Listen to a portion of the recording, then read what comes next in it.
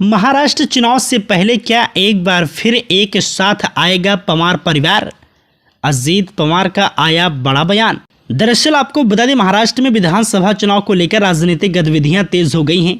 सभी पार्टियां अपनी अपनी रणनीति बना रही हैं। इस बीच उप मुख्यमंत्री और एनसीपी प्रमुख अजीत पवार के बयान से अटकलें तेज हो गई हैं। यह पूछे जाने पर कि क्या फिर पवार परिवार एक होगा, इस सवाल पर अजीत पवार ने कहा कि आगे किसने देखा है, हम भविष्य नहीं बताएंगे।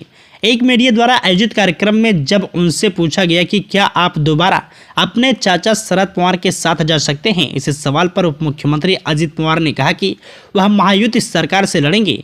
अजीत पवार ने यह भी कहा है कि हम राज्य में महायुति की सरकार लाने के लिए पूरी कोशिश करेंगे और अपनी जिम्मेदारी निभाएंगे। अजीत पवार से जब पूछा गया कि आपने बारामती में सुप्रिया सुले के खिलाफ अपनी पत्नी को मैदान में उतारा था, आपने इस पर खेद व्यक्त किया और कहा कि यह एक गलती थी, लेकिन क्या अब आपको शरद पवार का साथ छोड़ने का अफसोस हो रहा है? अब इस सवाल के जवाब में उन्होंने कहा कि जो हुआ सो हुआ, अब हम बहुत आगे जा चुके हैं। अजीत पवार ने यह भी कहा कि अब हम आगे सोचेंगे, क्या पारिवारिक पुनर्मिलन हो सकता है? इस सवाल पर अजीत पवार ने कहा, अगला किसने देखा है, हम भाग्य बताने वाले नहीं हैं, हम कामकाजी लोग हैं, हम काम करना चाहते हैं, हम महाराष्ट्र को आगे लाना चाहते हैं। उन्होंने कहा कि इसमें कोई शक नहीं है कि मैं महाराष्ट्र का मुख्यमंत्री बनना चाहता हूं, लेकिन मुख्यमंत्री पद तक नहीं पहुंच सका। मैं मुख्यमंत्री बनना चाहता हूं, लेकिन आगे नहीं जा सकता। उन्होंने इस बात पर अफसोस भी जताया कि मुझे मौका नहीं मिल रहा है।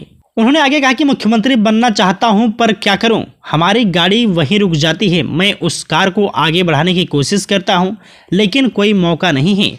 अजीत पवार ने कहा कि 2004 में एक बार एनसीपी को मौका मिला, लेकिन पार्टी नेतृत्व ने वह मौका गंवा दिया। जो भी उस कुर्सी पर बैठता है उसे वह कुर्सी अच्छी लगती है, लेकिन मुख्यमंत्री की सीट वही है। जिससे 145 का आंकड़ा मिलेगा, वही अपनी पार्टी का मुख्यमंत्री बनेगा। मेरी महत्वाकांक्षा क्या है, मैं अभी नहीं बोलूँगा।